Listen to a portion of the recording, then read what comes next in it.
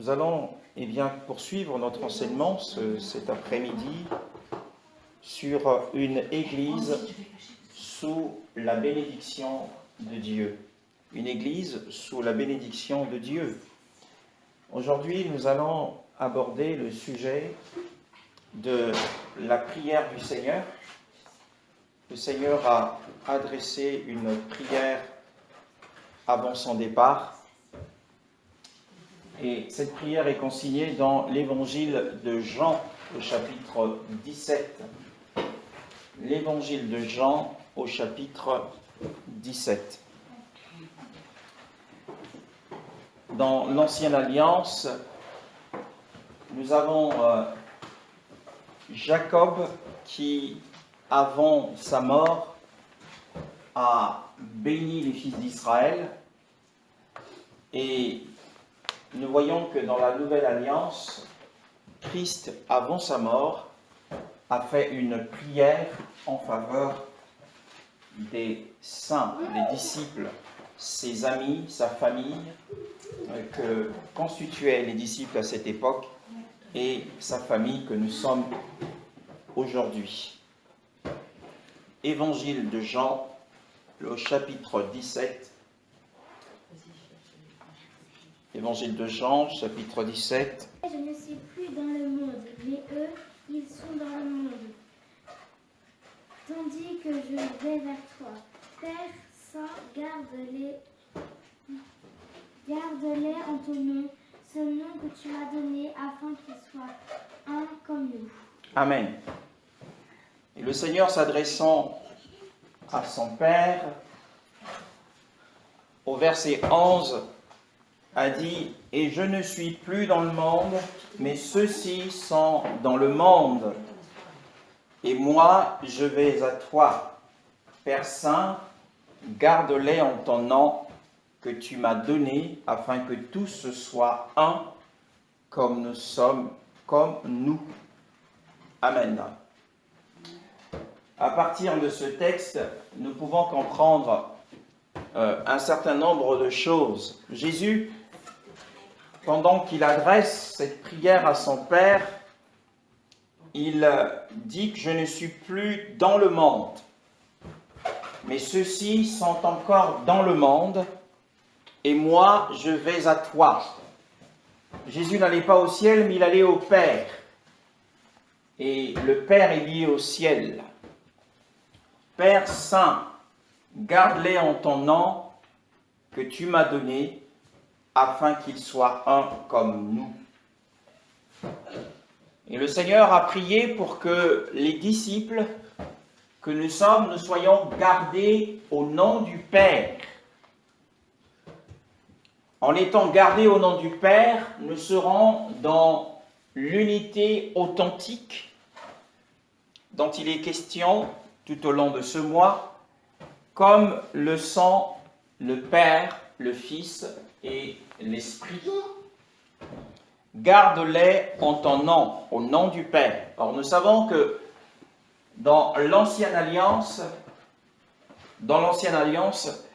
les noms qui nous ont été donnés, les noms qui nous ont été révélés, sont le nom de Elohim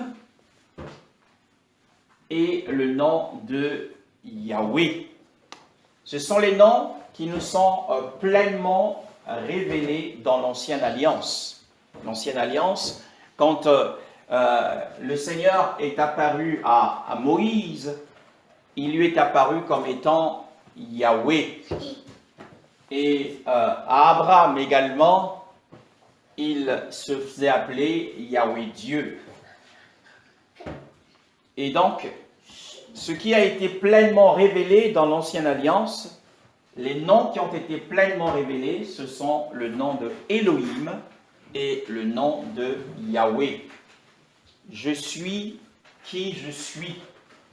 Je suis Yahweh Dieu, Yahweh Rapha, ainsi de suite, Yahweh Jireh, le nom de Yahweh. Mais dans l'Ancienne Alliance, nous avons quand même quelques des petites lumières au sujet du nom du Père. Parce que ce qui nous intéresse ici, c'est de comprendre la signification de l'expression « le nom du Père ».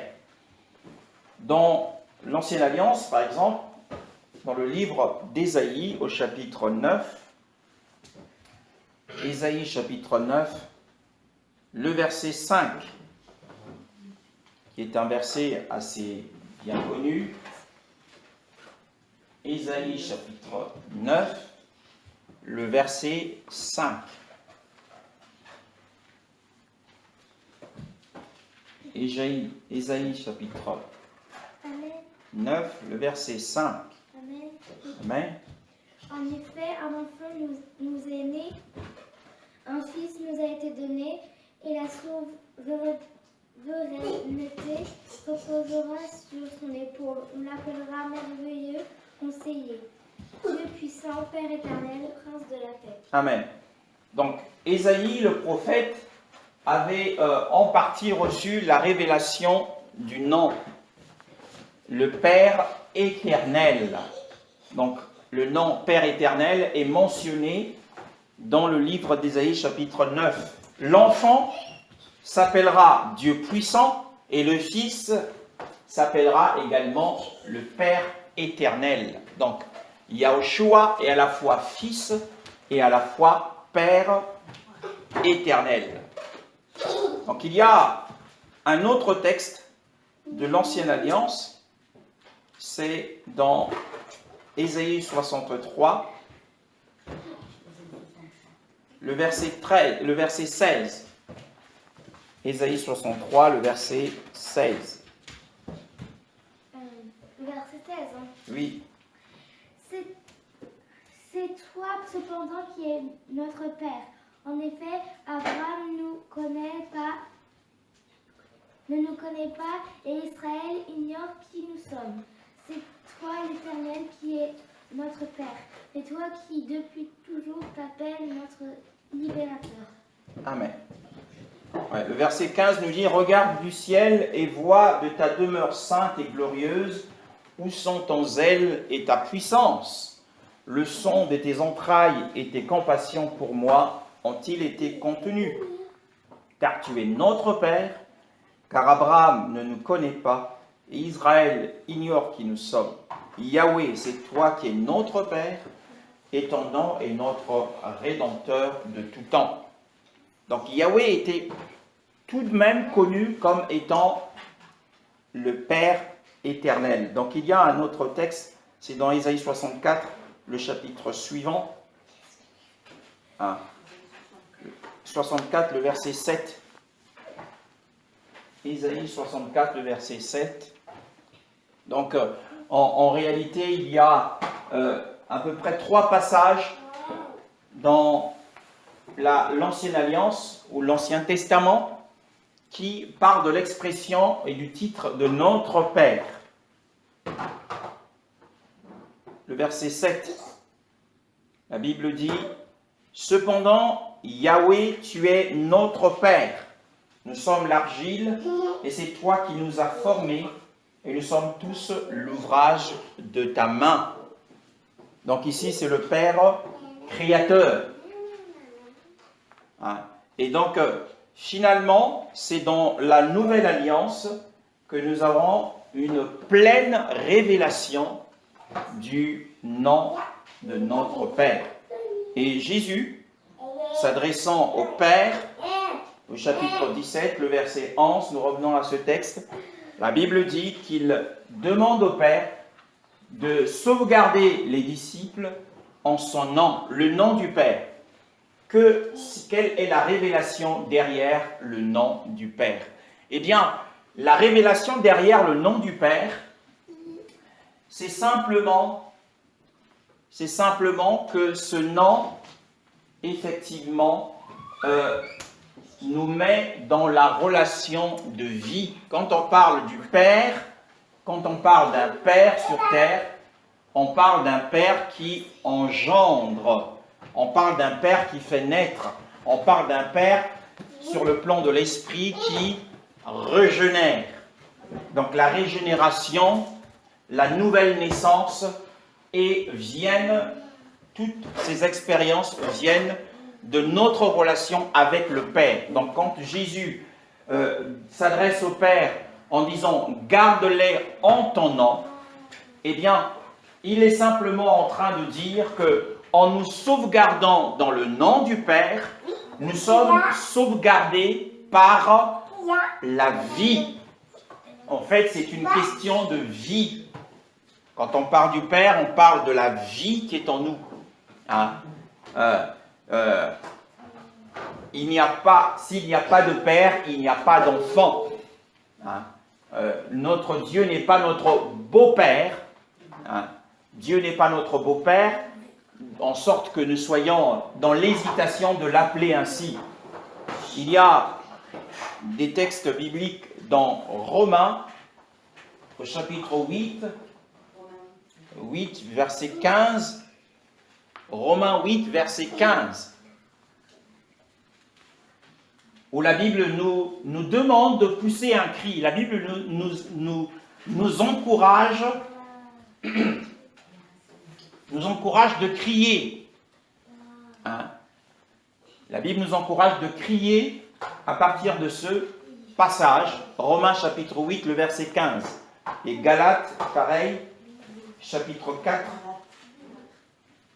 Un autre peut prendre Galates, chapitre 4, pendant qu'un le premier ou la première lectrice peut prendre Romains chapitre 8, le verset 15. Ouais. Et vous n'avez pas reçu un esprit d'esclavage pour être encore dans la crainte, mais vous avez reçu un esprit d'adoption, par lequel nous crions Abba Père. Oui, Galates 4, le verset 6. Hein? Galates 4, le verset 6. Tu laisses lire. Galates 4, le verset 6. Que dit la parole? Galates 4, le verset 6. Dieu envoyé l'esprit de son Fils dans vos cœurs, lequel crie Abba, c'est-à-dire Père. Amen. Voilà. Mais parce que vous êtes fils, Elohim a envoyé l'esprit de son Fils dans vos cœurs, criant Abba, Père. Donc, le fait d'avoir des enfants, cela sous-entend que, eh bien, la vie qui se trouve, la vie qui anime les enfants, cette vie provient de leur Père. Sur la terre, nous appelons, vous voyez le titre Abba, hein, peut se lire aussi Baba dans certaines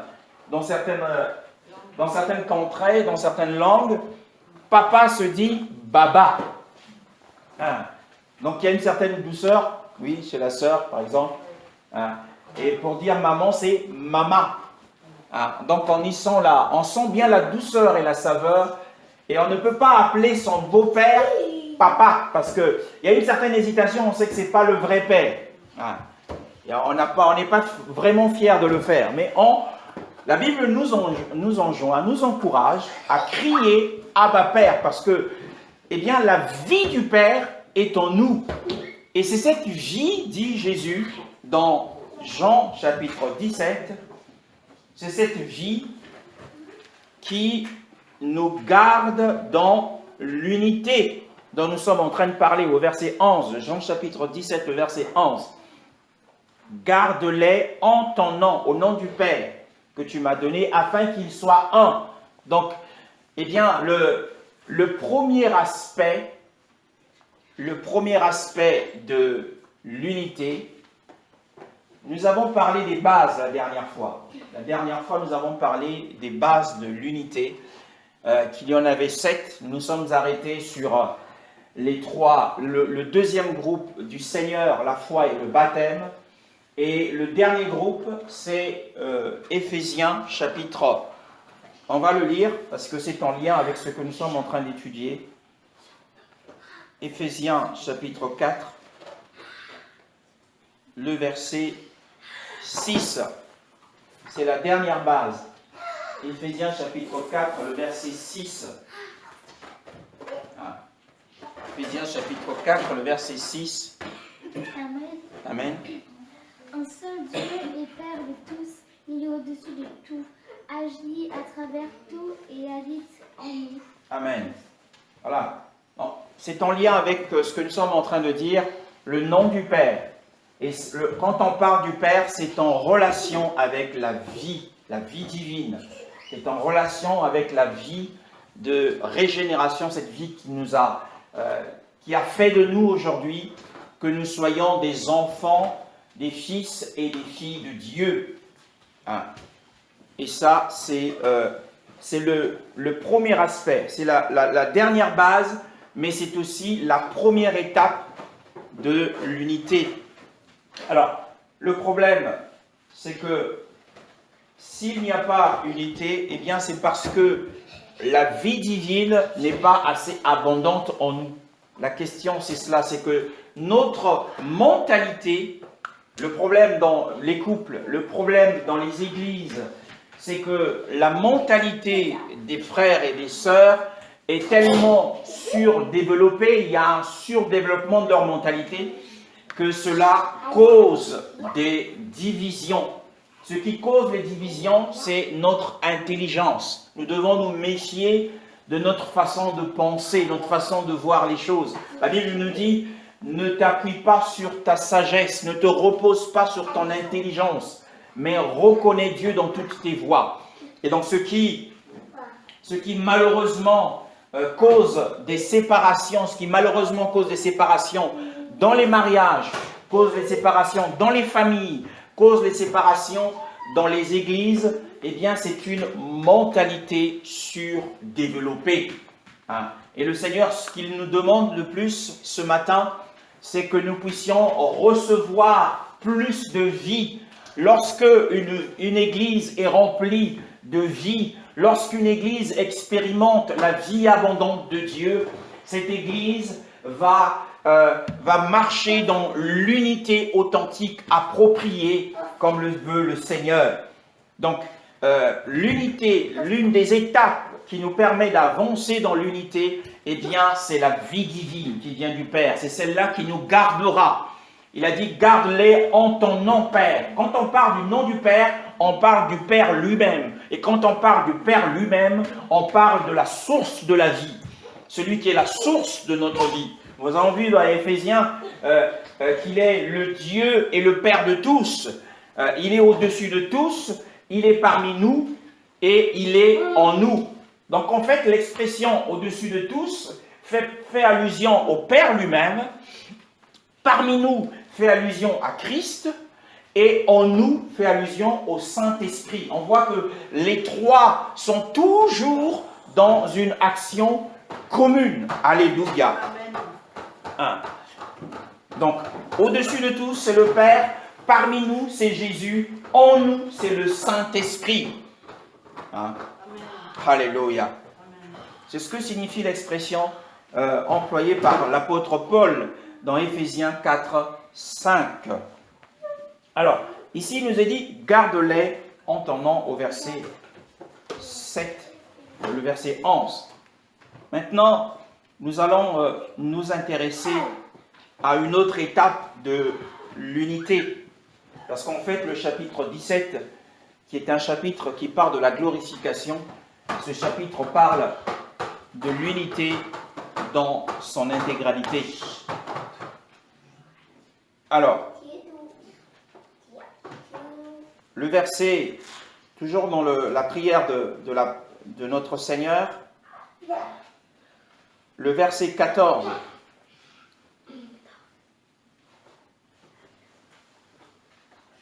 Le verset 13 déjà. 13 à 14. Amen. Amen. Oui. Maintenant, je vais vers toi et je dis ces paroles dans le monde, afin qu'ils aient en eux ma joie, une joie complète. Amen. Oui, la joie complète, bien-aimé dans le Seigneur. C'est une joie parfaite, c'est une joie débordante. Mais la joie débordante ne vient que dans la mesure où, eh bien, nous sommes dans l'unité et que la vie de Dieu est abondante en nous, plus la vie de Dieu abonde en nous, eh bien, plus nous serons à même d'exprimer la joie. La Bible dit que je suis dans la joie quand on me dit « allons à la maison du Seigneur ». Parce que dans la maison du Seigneur, il y a les frères et sœurs avec qui nous partageons la même vie. Il y a les frères et sœurs avec qui nous avons le même esprit et nous entrons ensemble dans la présence de Dieu. Et Jésus a prié pour que la joie des disciples soit débordante, que leur joie soit complète, mais la joie n'est complète que dans la mesure où, eh bien, la vie de Dieu s'exprime au-dedans de nous, bien-aimés dans le Seigneur.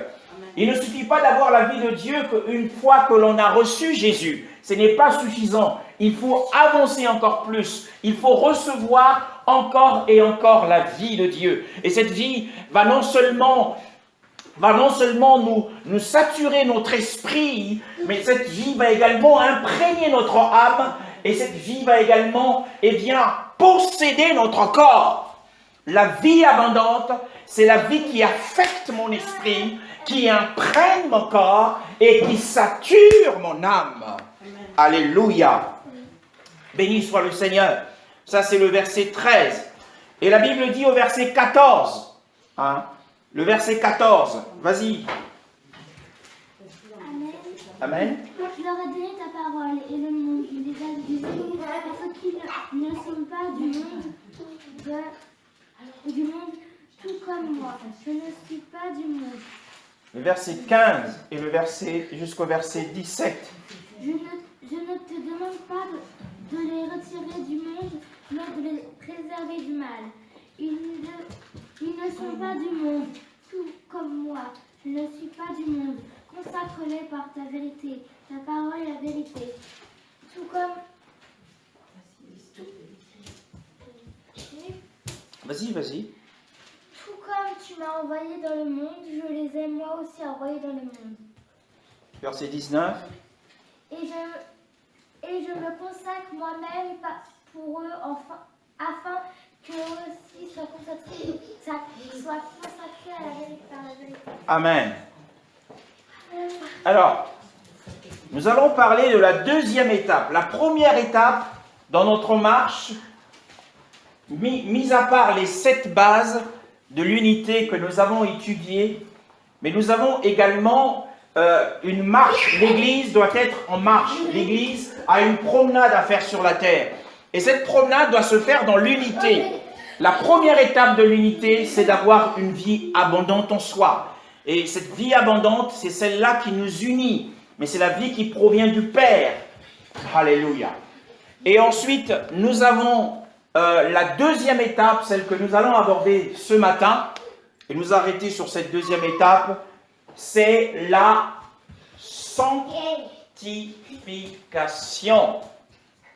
La sanctification est la deuxième étape pour avoir une unité appropriée.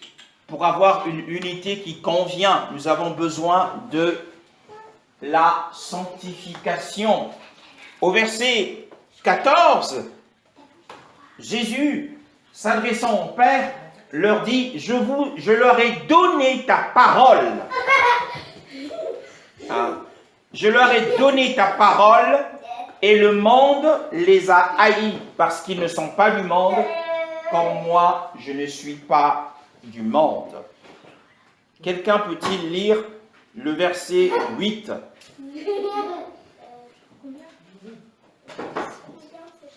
Amen. Amen. En effet, je leur ai donné les paroles que tu m'as données. Ils les ont occupées et acceptées et ils les ont vraiment reconnues. Que je suis sorti de toi et ils ont cru que tu m'as envoyé. Amen. Le verset 8 nous dit, parce que je leur ai donné les paroles que tu m'as données. Ils les ont reçues et ils ont connu vraiment que je suis sorti de toi et ils ont cru que tu m'as envoyé. Tandis qu'au verset que nous avons lu tout à l'heure, le verset 14, je leur ai donné ta parole. Et le monde les a haïs parce qu'ils ne sont pas du monde, comme moi je ne suis pas du monde. Le verset 8, je reprends. Parce que je leur ai donné les paroles que tu m'as données. Voyez-vous qu'il y a une différence. Jésus dit au verset 8, parce que je leur ai donné les paroles que tu m'as données. Et le verset 14, il dit, je leur ai donné ta parole. Et le monde les a haïs parce qu'ils ne sont pas du monde, comme je ne suis pas du monde. Nous allons, nous arrêter sur la question de la sanctification, qui est la deuxième étape de la marche dans l'unité. Et selon les paroles de notre Seigneur, selon la prière que le Seigneur a adressée, le verset 8 nous parle des paroles et le verset 14 nous parle de ta parole. Alors, qu'est-ce que cela signifie?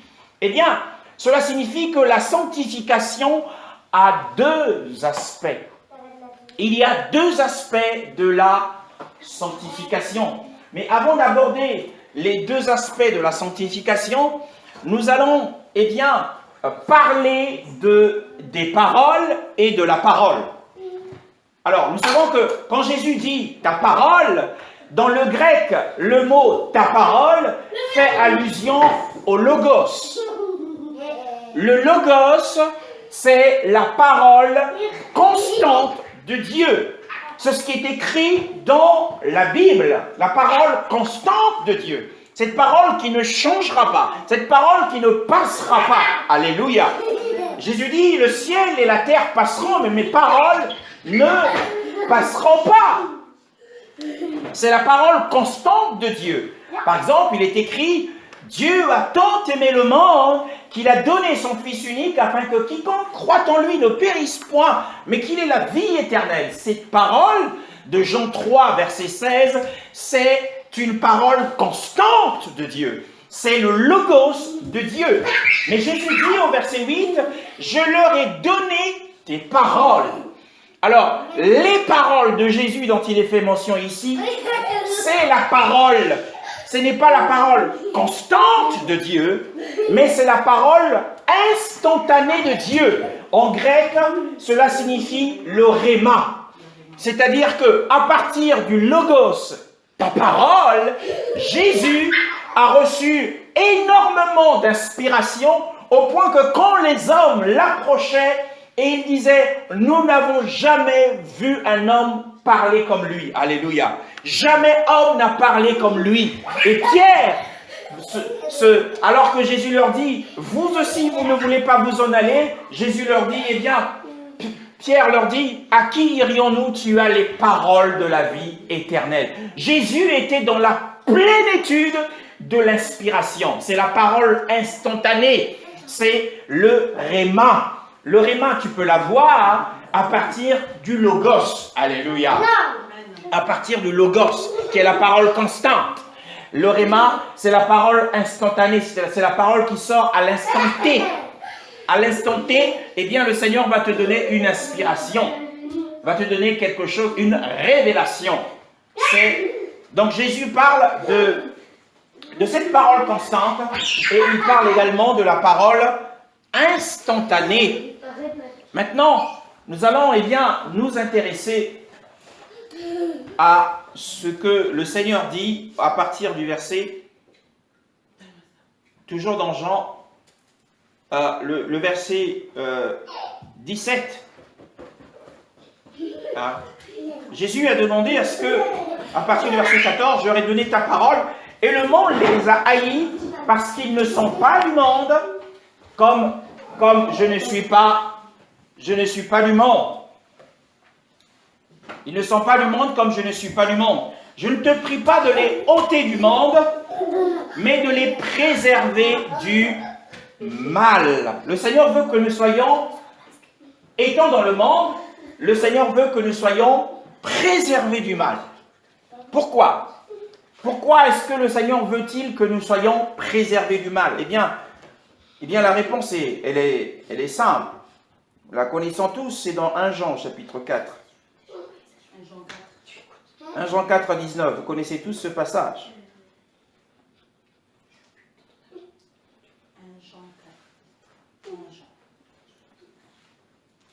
Non, 1 Jean 5, verset 19, s'il vous plaît. 1 Jean 5, le verset 19. En se préservant du mal. Amen. Oui. Nous savons que nous sommes de Dieu et que le monde entier est sous la puissance du mal. Oui, le monde entier est sous la puissance du mal. Alors Jésus, s'adressant au Père, demande à ce que le Père préserve les saints du mal. Parce que le monde est un système organisé, arrangé de façon perverse par Satan lui-même. Hein? Et son objectif dans le système du monde, c'est de pouvoir nous distraire les saints et les empêcher de pouvoir jouir de la présence de Dieu et de pouvoir accomplir les desseins de Dieu sur la terre. Donc le but de l'ennemi, le but de Satan, c'est de empêcher, par exemple, que cette église locale puisse avancer. C'est le but du diable, empêcher que cette église ait de l'influence dans cette région dans laquelle nous sommes, qui n'a jamais connu d'église. Eh bien, c'est son objectif.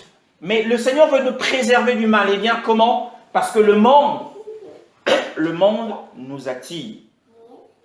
Hein? Le monde nous attire. Si nous revenons dans le texte de Jean 17, le monde nous attire. Jésus a dit, je ne suis pas du monde. Il y a dans les choses de ce monde, eh bien, ont pour objectif de pouvoir nous distraire et nous empêcher d'accomplir le plan de Dieu pour notre vie. Hein? Nous serons distraits par la télévision, beaucoup sont distraits par les jeux d'argent. Hein? Ils sont distraits par les jeux d'argent, ils vont jouer au casino, et d'autres encore sont beaucoup distraits par les films, et les films les plus destructeurs qui soient. Le Seigneur ne nous empêche pas de regarder certains films, mais nous avons le choix, nous pouvons choisir les bons films, mais pas regarder les films eh bien, qui peuvent nous conduire. Quel est le but du diable, puisqu'il est sous le monde entier, sous sa puissance? Eh bien, c'est de pouvoir posséder les gens.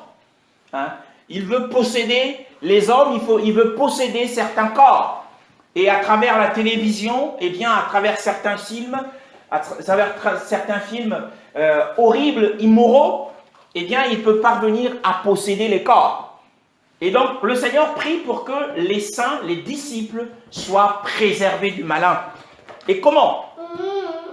Comment vont-ils être préservés du malin? Eh bien, ils vont être préservés du malin par le verset de Jean 17 que nous avons lu. Jean 17, 17. Jean 17, 17. Comment est-ce que nous pouvons être préservés du malin? Comment pouvons-nous être préservés du malin et être gardés dans l'unité?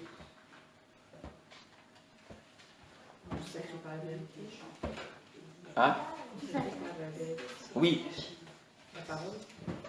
Sanctifie-les par ta vérité. Donc c'est la parole de Dieu. La parole de Dieu dont nous avons parlé tout à l'heure, le logos dont nous avons parlé, et aussi le réma. Le logos, la parole constante de Dieu, le réma, la parole instantanée de Dieu, a le pouvoir de nous sanctifier et de nous séparer du monde. Alléluia. Alors, plus nous prenons la parole, nous prenons le logos, plus nous écoutons le réma, eh bien, plus nous sommes sanctifiés et nous sommes préservés du mal qui est incorporé dans le système du monde. Alléluia. Le malin, on ne le voit pas, mais il est dans le système du monde. Il est dans l'éducation, dans la culture, dans la politique. Il est en tout. Hein? Il agit partout dans les choses du monde. Hein? Il est dans les médias. Il est partout. Il faut vraiment du discernement. Du discernement. Dans ce que nous regardons et dans ce que nos oreilles entendent. De peur que nous soyons aux prises, que nous soyons en communion avec des démons. Alléluia. C'est pas compliqué, hein? C'est pas compliqué. Alléluia. Sanctifie-les par ta vérité. Ta parole est la vérité. Hein? Donc la parole a ce pouvoir, le pouvoir de la sanctification. Comme tu m'as envoyé dans le monde, j'ai laissé aussi envoyer dans le monde. Notre présence ici, c'est que le Seigneur nous a confié de la même manière que le Père avait confié une mission à Christ, de la même manière, chacun de nous a reçu du Seigneur une mission spéciale. Hein? Sur terre, ma sœur, tu as une mission spéciale. Tu as une commission que le Seigneur t'a donnée. Hein? Tu as quelque chose à faire sur terre. Tel est l'objectif pour lequel il te garde encore sur cette terre, ma sœur. Et le verset, et Jésus dit au verset, comme tu m'as envoyé dans le monde, moi aussi je les ai envoyés, le verset 19, je me sanctifie moi-même pour eux, afin que eux aussi soient sanctifiés par la vérité. Donc nous allons nous intéresser aux deux aspects de la sanctification. Sanctifie-les par la vérité. Jésus dit, je me sanctifie moi-même. Est-ce que le Seigneur avait-il besoin de se sanctifier? C'est la question. Oui, le Seigneur avait besoin de se sanctifier afin de montrer le bon exemple. Alléluia. Il est le modèle parfait. C'était afin qu'on suive son exemple. Et il faut qu'on voit de quelle manière est-ce que Jésus a montré le bon exemple. D'abord, le premier aspect de la sanctification, c'est dans Matthieu chapitre 23, le verset 17 et le verset 19. Le premier aspect de la sanctification. Le premier aspect de la sanctification. 23, le verset 17. Premier aspect de la sanctification. Amen.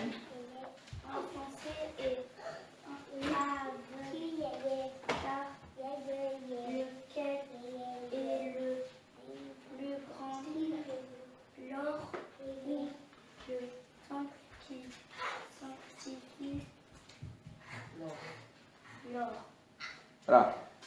Insensé et aveugle. Car lequel est le plus grand? L'or ou le temple qui sanctifie l'or? Quelle est la réponse pour vous? C'est le temple.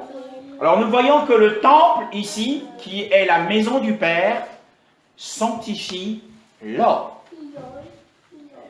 Ce qui signifie que avant que l'or ne soit sanctifié, c'est qu'il ne l'était pas avant. Par exemple, l'argent qui circule, prenons l'exemple aujourd'hui samedi, au marché de Titolan, il y a une circulation d'argent. Il faut avoir des billets. Bon, il y en a qui utilisent des cartes, mais c'est rare.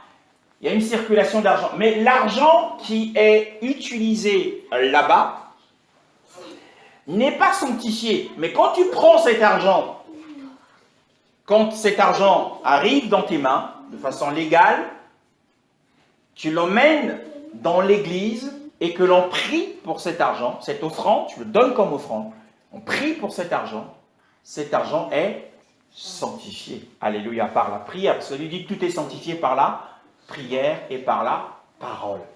Alléluia. Mais la nature de l'argent ne change pas. Ce qui va changer, c'est la position de l'or. La position de l'or change. L'or dans le monde était un or impie. L'argent dans le monde, c'est un argent impie. Mais dès lors que cet argent passe par le temple, puisque le temple de Dieu est saint, c'est ce que vous êtes, dit la parole, tout de suite, l'or devient sanctifié. Mais c'est un changement de position. La nature de l'or n'a pas changé. Et beaucoup sont dans cette cet aspect de la sanctification. Comme les prêtres catholiques, les moines se sont retirés du monde, ils ont changé de position, mais rien ne nous assure que la nature qui est en eux a réellement changé. Alléluia. Donc, le premier aspect de la sanctification, c'est appelé hors d'eux, mis à part. C'est un changement de position, mais ce n'est pas un changement de nature. Et Jésus dit, je me sanctifie moi-même pour eux. Le Seigneur, dans sa nature, était 100% saint. Alléluia. Il n'a jamais commis de péché.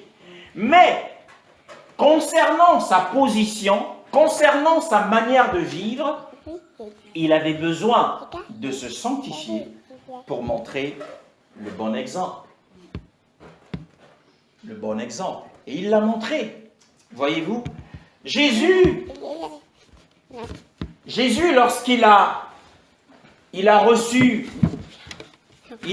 le docteur d'Israël, Jésus, lorsqu'il a reçu le docteur d'Israël, Nicodème, il l'a reçu de nuit chez lui. Cela n'a posé aucun problème pour personne que Jésus reçoive un docteur, un grand enseignant, Nicodème, qui est venu le voir de nuit. Après que Jésus ait travaillé toute la journée, il a préféré le voir de nuit pour ne pas attirer les regards sur lui. Il voulait passer inaperçu. Mais c'était normal. Mais Jésus, pour rencontrer la femme samaritaine, il ne l'a pas rencontrée de nuit. Il n'est pas allé voir la femme samaritaine de nuit chez elle. Non, Jésus a rencontré la femme samaritaine en plein jour et en plein air. Alléluia. Pour qu'il n'y ait pas d'ambiguïté. C'est un exemple de la sanctification. Pour montrer le bon exemple. Parce que cette femme était d'une vie immorale. Qu'aurait-on dit si le Seigneur l'avait reçue comme Nicodème de nuit? Serait causé la confusion chez les disciples. Donc nous voyons que la conduite de Jésus était un modèle de sanctification.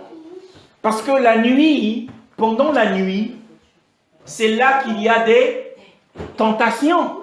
Alléluia. C'est là qu'il y a des tentations. Et donc Jésus, dans sa sagesse, dans la providence du Père, avait prévu la rencontre avec la femme samaritaine de jour et non pas de nuit. Et donc, quand on est dans le Seigneur, on doit également adopter la même sagesse de sanctification. La sanctification consiste à ne pas à être transparent, à être droit et à ne pas faire certaines choses qui pourraient nous prêter à confusion. Alléluia.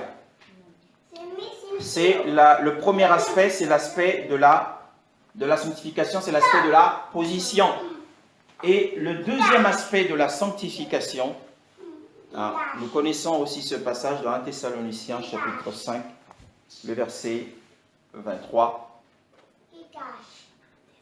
Le deuxième aspect de la sanctification, c'est la sanctification au niveau de la disposition. Donc il y a la position, c'est une position extérieure, et il y a la disposition. On peut être sanctifié en vivant comme des moines, et ça c'est la religion. Mais rien ne nous montre que les dispositions ont été régénérées. Parce qu'il y a beaucoup de religieux, les bouddhistes également, prennent position pour leur religion. Mais cela ne veut pas dire qu'ils sont nés de nouveau. Alléluia. Donc, et le deuxième aspect de la véritable sanctification, c'est la disposition intérieure. Le verset 23 de 1 Thessaloniciens 5. 1 Thessaloniciens 5. Sœur Carole, ou 1 Thessaloniciens 5. Que le Dieu de paix vous conduise lui-même à une sainteté totale et que votre esprit, que votre être, l'esprit, l'âme et le corps soient conservés irréprochables lors du retour de notre Seigneur Jésus-Christ. Amen. Donc, le deuxième aspect de la sanctification pour avoir une unité dans l'Église, c'est la sanctification dispositionnelle. C'est-à-dire que, eh bien, c'est au niveau de la disposition intérieure, mais que Elohim de paix lui-même vous sanctifie parfaitement et que votre être entier, l'esprit et l'âme et le corps soient gardés sans reproche pour l'avènement de notre Seigneur Yeshua Mashiach. Mais que l'Elohim de paix lui-même vous sanctifie parfaitement et que votre être entier, l'esprit, l'âme et le corps soient gardés sans reproche, sans blâme. Donc c'est cette sainteté intérieure, cette disposition intérieure qui est l'aspect le plus profond de la sanctification. Et la parole de la vérité que nous avons lue, cette parole sanctifiante, produit cela dans l'évangile de Jean au chapitre 17.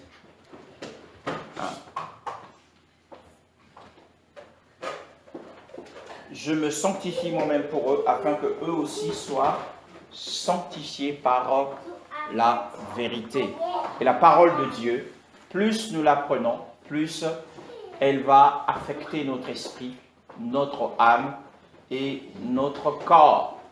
Mais c'est pas simplement la parole constante, pas simplement l'écriture, mais également la parole instantanée qui sont libérées à travers les messages, à travers les prédications, à travers les enseignements.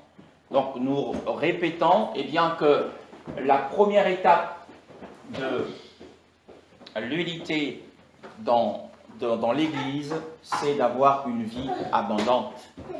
Et cette vie abondante, nous pouvons encore l'avoir par le Père, car nous sommes gardés par le nom du Père. Donc c'est un exercice que nous devons faire tous les jours, recevoir encore la vie auprès de Dieu. Par sa présence, nous recevons la vie. Par la parole, nous recevons la vie. Dans les réunions de prière, nous recevons la vie. Nous ne nous réunissons pas pour recevoir des doctrines. Cela ne sert à rien. Mais nous nous réunissons pour recevoir la vie qui est derrière les paroles d'enseignement au nom puissant de Jésus-Christ. Amen.